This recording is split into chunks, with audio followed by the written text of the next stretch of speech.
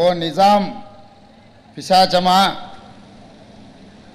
కానరాడు నిన్ను బోలిన రాజు మాకెన్నడేని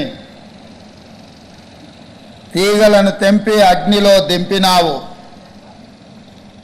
నా తెలంగాణ కోటి రతనాల వీణ.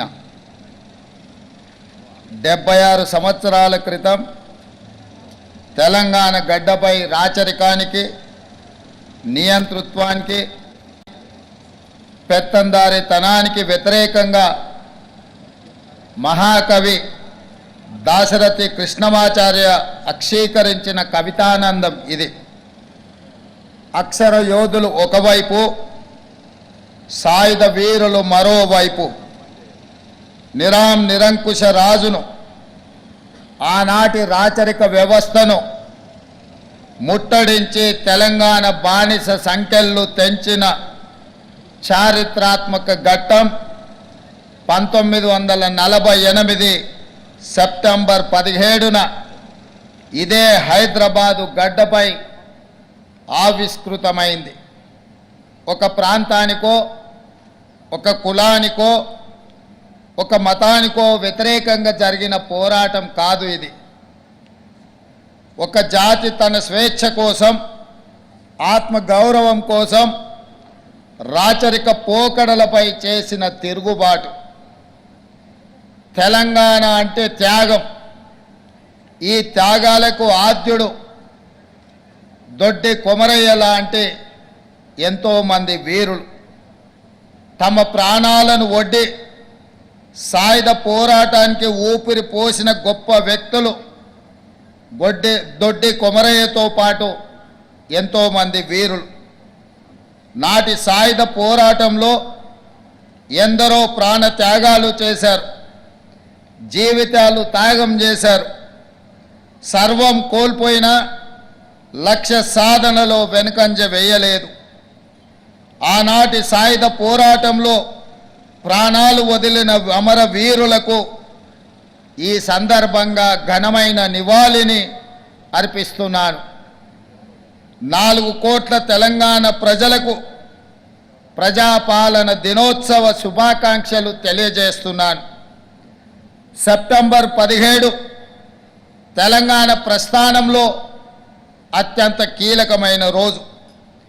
ఈ శుభదినాన్ని ఎలా నిర్వహించుకోవాలన్న విషయంలో ఇప్పటి వరకు భిన్న అభిప్రాయాలు ఉన్నాయి. కొందరు విలీన దినోత్సవం అని, కొందరు విమోచన దినోత్సవం అని సంబోధిస్తున్నారు.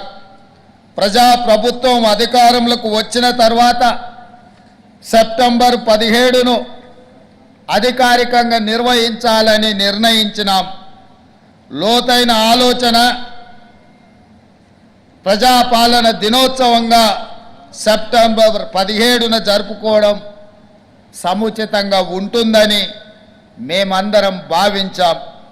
సెప్టెంబర్ 17 1948 నాడు తెలంగాణ ప్రజలు నిజాం రాచరిక వ్యవస్థను కూలదోసి ప్రజాస్వామ్య ప్రస్థానానికి నాంది పలికారు. ఇది తెలంగాణ ప్రజల విజయం. ఇందులో రాజకీయాలకు తావు లేదు. రాజకీయ ప్రయోజన కోణంలో దీనిని చూడటం అవివేకం అవుతుంది. విలీనమని ఒకరు, విమోచనమని మరొకరు స్వప్రయోజనాల కోసం నాటి అమరుల త్యాగాలను పలుచన చేసేలా ప్రవర్తించడం సరికాదని ప్రజాప్రభుత్వం భావిస్తుంది. అందుకే ఈ శుభదినానికి ప్రజా కోణాన్ని జోడిస్తూ ప్రజాపాలన దినోత్సవంగా నామకరణం చేశాం. ప్రజాప్రభుత్వం తీసుకున్న ఈ నిర్ణయం 4 కోట్ల ప్రజల యొక్క ఆకాంక్ష, వారి ఆలోచన, నాటి తెలంగాణ సాయుధ పోరాట స్ఫూర్తి. ఈ నిర్ణయాన్ని ఎవరైనా తప్పుపడితే వారిది స్వార్థ ప్రయోజనమే అవుతుంది తప్ప ప్రజాహితం కాబోదు. ఇందులో మా స్వార్థం లేదు. కాంగ్రెస్ పార్టీ కోసమో మా వ్యక్తిగత ఆకాంక్షలతో చేసిన నిర్ణయమో కాదు. మనం జాగ్రత్తగా గమనిస్తే తెలంగాణ భౌగోళిక స్వరూపం బిగించిన పిడికిల మాదిరిగా ఉంటుంది. పిడికిలి పోరాటానికి సింబల్. అంతేకాదు 5 వేళ్ళు బిగిస్తే పిడికిలి. తెలంగాణలో అన్ని జాతులు, అన్ని కులాలు, మతాలు కలిసికట్టుగా ఉంటాయన్న సందేశం ఇందులో ఇమిడి ఉంది. ఈ ఐక్యతను, ఈ సమైక్యతను దెబ్బతీసే విధంగా సెప్టెంబర్ 17ను కొందరు వివాదాస్పదం చేసే ప్రయత్నం క్షమించరాని విషయం. బిగించిన పిడికిలి కొండలనైనా పిండి చేయగలదు. ఐక్యంగా సమైక్యంగా ఉండే తెలంగాణకు బిగించిన పిడికిలి ఉన్నంత శక్తి ఉంది. ఇది 4 కోట్ల ప్రజల పిడికిలి. ఇది ఎప్పటికీ ఇలాగే ఉండాలి. పెత్తందారులపై, నియంతలపై ఈ పిడికిలి ఎప్పటికీ పోరాట సంకేతంగా ఉండాలి. గడిచిన 5 ఏళ్లలో తెలంగాణ, గడిచిన 10 ఏళ్లలో నియంత పాలనలో తెలంగాణ మగ్గిపోయింది. ఆ బానిస సంఖ్యలను తెంచడానికి మాకు స్ఫూర్తి సెప్టెంబర్ 17. నేను పిసిసి అధ్యక్షుడిగా బాధ్యతలు స్వీకరించిన తర్వాత ప్రజలకు మాట ఇచ్చాము. తెలంగాణను నియంత పాలన నుండి విముక్తి చేస్తామని ప్రజలకు చెప్పాము. గజ్వేల్ గడ్డ మీద 2021 సెప్టెంబర్ 17 నాడు దళిత గిరిజన ఆత్మగౌరవ దండోర మోగించడం. 2023 డిసెంబర్ 3 నాడు తెలంగాణకు స్వేచ్ఛను ప్రసాదించడంలో మాకు స్ఫూర్తి నాటి సాయుధ పోరాటమే. మా ఆలోచన, మా ఆచరణ ప్రతిదీ ప్రజా కోణమే. అందుకే ఈ శుభదినాన్ని ప్రజాపాలన దినోత్సవంగా అధికారికంగా నిర్వహిస్తున్నాం. ప్రాణ త్యాగాలతో ఏర్పడిన తెలంగాణ రాష్ట్రంలో పాలన పారదర్శకంగా ఉండాలి, బాధ్యతగా ఉండాలి. ప్రతి నిర్ణయంలో ప్రజల కోణం ఉండాలి, అమరుల ఆశయాలు ఉండాలి, యువత ఆకాంక్షలు ఉండాలి. మేం బాధ్యతలు స్వీకరించిన క్షణం నుండి ఆ దిశగానే అడుగులు వేస్తున్నాం. 10 ఏళ్లలో విధ్వంసమైన తెలంగాణను సాంస్కృతికంగా, ఆర్థికంగా పునరుజ్జీవం చేయాల్సిన అవసరాన్ని మేము గుర్తించాము. తెలంగాణ సంస్కృతి అంటే మా ఇంటి సంస్కృతి. తెలంగాణ అస్తిత్వం అంటే మా కుటుంబం అస్తిత్వం అని గత పాలకులు భావించారు. తెలంగాణ జాతి తమ దయా దాక్షిణ్యాలపై ఆధారపడి ఉంటుందని భావించారు, భ్రమించారు. మన సంస్కృతిని, మన స్వాభావిక లక్షణాన్ని అర్థం చేసుకునే ఉద్దేశం వారికి లేదు. నిజాంనే మట్టి కనిపించిన చరిత్ర తెలంగాణకు ఉన్నదన్న విషయం వారు విస్మరించారు. మీ బిడ్డగా, తెలంగాణ గుండె చప్పుడు తెలిసిన వాడిగా అధికారంలోకి రాగానే సాంస్కృతిక పునరుజ్జీవనానికి నాంది పలికాము. ఉద్యమ కాలంలో తెలంగాణ ఆకాంక్షలను గలమెత్తి వినిపించిన, అందశ్రీ రచించిన జయ జయ హే తెలంగాణ జననీ జయకేతనం గీతాన్ని మన రాష్ట్ర అధికారిక గీతంగా ప్రకటించి తెలంగాణ సాంస్కృతిక పునరుజ్జీవనానికి శ్రీకారం చుట్టినం. తెలంగాణ రాష్ట్ర సంక్షిప్త నామం టీఎస్ నుండి టీజీగా మార్చినం. ఇది కేవలం అక్షర మార్పు కాదు, ప్రజల ఆకాంక్ష తీర్పు. రాష్ట్ర పరిపాలన కేంద్రమైన సచివాలయంలో ఇటీవల తెలంగాణ తల్లి విగ్రహ ప్రతిష్టకు భూమి పూజ చేసుకున్నాం. డిసెంబర్ 9 నాడు మన తెలంగాణ తల్లి విగ్రహావిష్కరణ అంగరంగ వైభవంగా జరపబోతున్నాం. తెలంగాణ సాంస్కృతిక సారథి గద్దర్ పేరుతో సినిమా అవార్డులు ఇవ్వాలని నిర్ణయించాం. కోటిలోని మహిళా విశ్వవిద్యాలయానికి పోరాట యోధురాలు వీరనారి ఐలమ్మ పేరు పెట్టుకున్నాం. ఇలా ప్రతి ఆలోచనలో తెలంగాణ సాంస్కృతిక పూర్వ వైభవం దిశగా సాగిపోతున్నాం. గత 10 ఏళ్లలో రాష్ట్ర ఆర్థిక వ్యవస్థను కుక్కలు చెంపిన విస్తరిలా తయారు చేశారు. 7 లక్షల కోట్ల అప్పు, ప్రతి నెల 6,500 కోట్ల మేర అసలు వడ్డీ కలిపి బకాయిలు చెల్లించాల్సిన పరిస్థితుల్లో మేము బాధ్యతలు స్వీకరించాం. ప్రజలకు ఇచ్చిన మాట ప్రకారం 6 గ్యారెంటీలను అమలు చేయడం, ఆర్థిక వ్యవస్థను గాడిలో పెట్టడం ఒక సవాలుగా స్వీకరించాం. అప్పుల పునర్వ్యవస్థీకరణ ద్వారా పరిస్థితిని చక్కదిద్దేందుకు శాయశక్తులా ప్రయత్నిస్తున్నాం. ఆదాయ లీకేజీలు అరికట్టాం. కేంద్రం నుండి మన హక్కుగా రావాల్సిన ప్రతి పైసా తెచ్చుకోవడానికి గట్టి ప్రయత్నాలు చేస్తున్నాం. ఈ విషయంలో భేషజాలకు పోకుండా నేనే స్వయంగా పలుసార్లు ఢిల్లీకి వెళ్ళి ప్రధానమంత్రితో సహా కేంద్ర మంత్రులందరినీ కలిసి వినతి పత్రాలు ఇస్తున్నాను. నా ఢిల్లీ పర్యటన మీద కూడా విమర్శలు చేస్తున్నారు. కాలు కదపకుండా ఇంట్లో సేద తీరడానికి నేనేం ఫామ్ హౌస్ ముఖ్యమంత్రిని కాదు, పనిచేసే ముఖ్యమంత్రిని. నా స్వార్థం కోసమో వ్యక్తిగత పనుల కోసమో నేను ఢిల్లీకి వెళ్ళడం లేదు. ఢిల్లీ ఏ పాకిస్తాన్లోనో ఏ బంగ్లాదేశ్లోనో లేదు. ఇది మన దేశ రాజధాని. ఫెడరల్ వ్యవస్థ రాష్ట్రాలకు కేంద్రానికి మధ్య అనేక అంశాలు ఉంటాయి. రాష్ట్రం నుండి మనం పన్నుల రూపంలో కొన్ని లక్షల కోట్ల రూపాయలు కడుతున్నాము. అందులో మన వాటా తిరిగి తెచ్చుకోవడం మన హక్కు. ఆ హక్కుల సాధన కోసం ఎన్నిసార్లైనా ఢిల్లీకి వెళుతాము. ఇటీవల 16వ ఆర్థిక సంఘం ముందు గట్టిగా మన వాదనలను వినిపించాం. కేంద్ర పన్నుల్లో రాష్ట్రాలకు 50% వాటా ఇవ్వాల్సిందేనని డిమాండ్ చేశాము. మన రాష్ట్రాన్ని ప్రపంచ వేదికపై ఫ్యూచర్ స్టేట్గా బ్రాండ్ చేస్తున్నాము. పెట్టుబడుల ఆకర్షణలో ఇదొక వ్యూహాత్మక ప్రయత్నం. ఇటీవల బేగర్ కంచె వద్ద 4th సిటీకి శంకుస్థాపన చేసుకున్నాం. మూసీ సుందరీకరణ అన్నది హైదరాబాద్ రూపురేఖలను మార్చివేస్తుందనడంలో సందేహం లేదు. ఈ ప్రాజెక్టు కేవలం పర్యాటక ఆకర్షణ మాత్రమే కాదు, వేల మంది చిరు మధ్యతరగతి వ్యాపారులకు ఒక ఎకనామిక్ హబ్గా మారి దీన్ని మేము తీర్చిదిద్దబోతున్నాం. తెలంగాణలో యువ వికాసం కోసం ప్రజాప్రభుత్వం ద్విముఖ వ్యూహంతో ముందుకు వెళుతుంది. ఒకవైపు గడిచిన 10 ఏళ్లుగా రాష్ట్రానికి పట్టిన మత్తును వదిలిస్తున్నాం.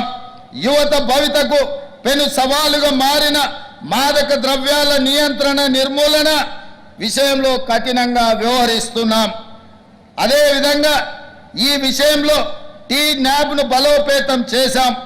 మరోవైపు క్రీడలను ప్రోత్సహిస్తున్నాం. పారా ఒలింపిక్స్లో మరియు ఇతర అంతర్జాతీయ పోటీలలో పతకాలు సాధించిన తెలంగాణ బిడ్డలను ఘనంగా గౌరవించుకున్నాం. ఇటీవల ఇంటర్ కాంటినెంటల్ ఫుట్బాల్ పోటీలను హైదరాబాద్లో నిర్వహించుకున్నాం. యంగ్ ఇండియా స్కిల్ యూనివర్సిటీ ఏర్పాటుతో యువతలో నైపుణ్యానికి పదును పెట్టి ఉపాధి ఉద్యోగ భద్రతకు భరోసా ఇవ్వబోతున్నాం. యంగ్ ఇండియా స్పోర్ట్స్ యూనివర్సిటీ ఏర్పాటు తెలంగాణ క్రీడా చరిత్రలో ఒక కీలక మలుపు కాబోతుంది. క్రీడలు సమాజ వికాసంలో కీలక పాత్ర పోషిస్తాయని మేము బలంగా విశ్వసిస్తున్నాం. తెలంగాణ ఫ్యూచర్ స్టేట్గా మాత్రమే కాదు, క్లీన్ స్టేట్గా ఉండాల్సిన అవసరం ఎంతో ఉంది. నేను గతంలో చెప్పినట్టు ఆర్థిక సాంస్కృతిక పునరుజ్జీవం మాత్రమే కాదు, పర్యావరణ పునరుజ్జీవనం కూడా జరగాల్సిన అవసరం ఉంది. అందుకే హైడ్రాను ఏర్పాటు చేశాం. ఒకప్పుడు లేక్ సిటీగా పేరు పొందిన హైదరాబాద్ ఈరోజు ఫ్లడ్స్ సిటీగా దిగజారిపోవడానికి కారణం గత 10 ఏళ్ల పాలకుల పాపమే. వాటి ప్రక్షాళన కోసమే హైడ్రాన్ ఏర్పాటు చేశాం. చెరువులు నాలాలను కాపాడుకోకపోతే భవిష్యత్ తరాలు భారీ మూల్యం చెల్లించుకోవాల్సిన పరిస్థితి రాబోతుంది. ఇటీవల కేరళలో ప్రకృతి విలయ తాండవం మనం చూశాము. వేలాది ప్రాణాలు ప్రకృతి ప్రకోపానికి బలైపోయాయి. ఈ పరిస్థితి హైదరాబాద్కు రాకూడదు. హైడ్రా వెనుక రాజకీయ కోణం లేదు, స్వార్థం లేదు. అదొక పవిత్ర కార్యం, ప్రకృతిని కాపాడుకునే యజ్ఞం. దీనికి ప్రతి ఒక్కరూ సహకరించాలి. కొందరు భూ మాఫియా వాళ్ళు పేదలను ముందు పెట్టి హైడ్రా లక్ష్యాన్ని నీరుగార్చే ప్రయత్నంలో ఉన్నారు. ఎన్ని అడ్డంకులు వచ్చినా హైడ్రా ఆగదు. హైదరాబాద్ భవిష్యత్తుకు హైడ్రా గ్యారంటీ ఇస్తుంది. ఇది నా భరోసా. ప్రజలను సహకరించాల్సిందిగా నేను కోరుకుంటున్నాను. ప్రజా సంక్షేమం విషయంలో కాంగ్రెస్కు మంచి ట్రాక్ రికార్డు ఉంది. ఎన్ని ఇబ్బందులు ఉన్నా, ఆర్థిక పరిస్థితి సహకరించకపోయినా సంక్షేమం విషయంలో మా రికార్డును మేమే తిరగ రాస్తున్నాం. మిగులు బడ్జెట్తో రాష్ట్రాన్ని అప్పగిస్తే గత పాలకులు 10 ఏళ్ల కాలంలో కేవలం ₹1,00,000 వరకు రైతు రుణమాఫీ చేయలేకపోయారు. మేము అధికారంలోకి వచ్చిన 6 నెలల్లో ఏకకాలంలో ₹2 లక్షల రుణమాఫీ, దాదాపుగా 23 లక్షల రైతులకు రుణ విముక్తి కల్పించి వాళ్ళ కళ్ళల్లో ఆనందం చూసి వ్యవసాయం అంటే దండుగ కాదు, వ్యవసాయం అంటే పండుగ అని నిరూపించి ఈనాడు ప్రజా పాలనను ముందుకు తీసుకువెళ్తున్నాము. 6 నెలల వ్యవధిలో 18,000 కోట్ల రూపాయలు వాళ్ళ ఖాతాలో వేయడం జరిగింది. భారతదేశ చరిత్రలో ఎక్కడైనా ఈ గొప్ప చరిత్ర ఏ రాష్ట్రంలోనైనా జరిగిందా? ఇది రైతుల విషయంలో మా కమిట్మెంట్. మన ఆడబిడ్డలు 87 కోట్ల ఉచిత బస్సు ప్రయాణాలు లబ్ధి పొందారు. ఆర్టీసీ బస్సుల్లో ఆడబిడ్డలకు ఉచిత ప్రయాణం డిసెంబర్ 9, 2023 నాడు ప్రారంభిస్తే ఈనాటికి ఆడబిడ్డలు 87 కోట్ల మంది బస్సుల్లో ప్రయాణం చేశారు. దాదాపుగా 2,958 కోట్ల రూపాయలను రాష్ట్ర ప్రభుత్వం రవాణా శాఖకు చెల్లించి రవాణా శాఖను కూడా పునరుజ్జీవింపజేసి 50,000 మంది ఆర్టీసీ కార్మికులను ఆదుకొని ప్రతి నెల మొదటి వారంలోనే వాళ్లకు జీత భత్యాలు అందే విధంగా వాళ్ళ ఆర్థిక వ్యవస్థను బలోపేతం ఈ ప్రజా పాలనలో మనం చేపట్టడం జరిగింది. అందుకే మిత్రులారా, ఆడబిడ్డలకు 500 రూపాయలకే వంట గ్యాస్ సిలిండర్ ఇవ్వడం ద్వారా 43 లక్షల కుటుంబాలకు మేలు చేశాం. దీనికోసం ఇప్పటి వరకు 282 కోట్ల రూపాయల సబ్సిడీని చెల్లించాం. 200 యూనిట్ల కంటే తక్కువ విద్యుత్తు వినియోగం ఉన్న ఇళ్లకు గృహజ్యోతి పథకం ద్వారా ఉచిత విద్యుత్తు అందిస్తున్నాం. ఈ పథకంలో 49 లక్షల కుటుంబాలు లబ్ధి పొందుతున్నాయి. దీనికోసం ఇప్పటి వరకు 965 కోట్ల రూపాయల మేర సబ్సిడీ రాష్ట్ర ప్రభుత్వం చెల్లించింది. ఇందిరమ్మ ఇళ్ల పథకంలో భాగంగా ఈ ఏడాది 4,50,000 ఇళ్లు నిర్మించబోతున్నాం. ప్రతి ఇంటి నిర్మాణానికి ఈ పథకం ద్వారా 5 లక్షల రూపాయల ఆర్థిక సహాయం అందించబోతున్నాం. స్థలం లేని వారికి స్థలం కూడా ఇవ్వాలని ఆలోచన చేస్తున్నాం. నేతన్నల కోసం ఇటీవల Indian institute of handloom technology ప్రారంభించుకున్నాం. ఈ ఏడాది నుండే తరగతులను ప్రారంభించాం. దీనికి తెలంగాణ ఉద్యమ దిక్సూచి స్వర్గీయ కొండా లక్ష్మణ్ బాపూజీ పేరు మనం పెట్టుకున్నాం. విద్యా వ్యవస్థలో సమూల మార్పులు తెచ్చేందుకు తెలంగాణ విద్యా కమిషన్ని ఇటీవలనే ఏర్పాటు చేశాం. యువతకు శిక్షణతో పాటు ఉపాధి ఉద్యోగ అవకాశాలు కల్పించేందుకు తెలంగాణ యంగ్ ఇండియా స్కిల్ యూనివర్సిటీకి పునాది రాయి వేశాం. ఈ ఏడాది నుంచే కోర్సులు ప్రారంభిస్తున్నాం. నిరుద్యోగుల భవిష్యత్తుకు భరోసానిచ్చే ప్రయత్నం మొదలైంది. 3 నెలల్లో 30,000 ఉద్యోగ నియామక పత్రాలను అందించి యువతకు భవిష్యత్తుపై ఆశలు చిగురింపజేశాం. గ్రూప్ 1 ప్రాథమిక పరీక్షలు ఎలాంటి వివాదం లేకుండా పూర్తి చేశాం. 11,062 పోస్టులతో ఉపాధ్యాయ నియామకాల కోసం డిఎస్సి నిర్వహించాం. అసెంబ్లీలో ప్రకటించిన జాబ్ క్యాలెండర్ ప్రకారం ఉద్యోగ నోటిఫికేషన్లు ఇస్తున్నాం. ఆడబిడ్డలను కోటీశ్వరులను చేయాలన్న సంకల్పంతో ఇందిరా మహిళా శక్తి పథకం ప్రారంభించాం. వచ్చే 5 ఏళ్లలో 63 లక్షల మంది ఆడబిడ్డలకు 1,00,000 కోట్ల రూపాయలు రుణాలను ఇవ్వాలని ఈనాడు సంకల్పించాం.